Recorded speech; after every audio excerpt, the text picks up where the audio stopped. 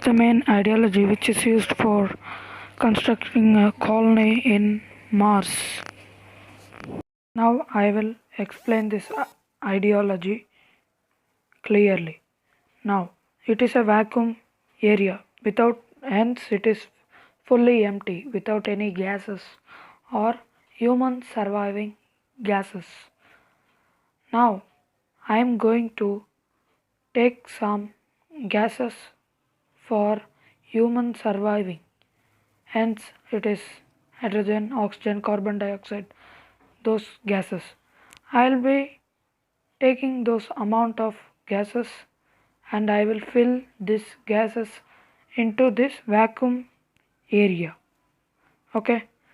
Now the vacuum area will be fully filled with those human surviving gases. This vacuum area will be converted into a human surviving place, and this is the ideology which is used in Mars also to construct the colonies. Now we might have some doubts how those human surviving gas will be permanent in that area. So that is the reason we will be taking some plants, and first before humans we will be planting some plants in that area. Okay, in that area we will be planting some plants. The plants will be giving oxygen. All knows that take carbon dioxide and gives oxygen, same as an earth.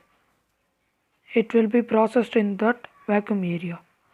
So in that area we can alert a colony for Mars. Okay, and we can survive permanently there.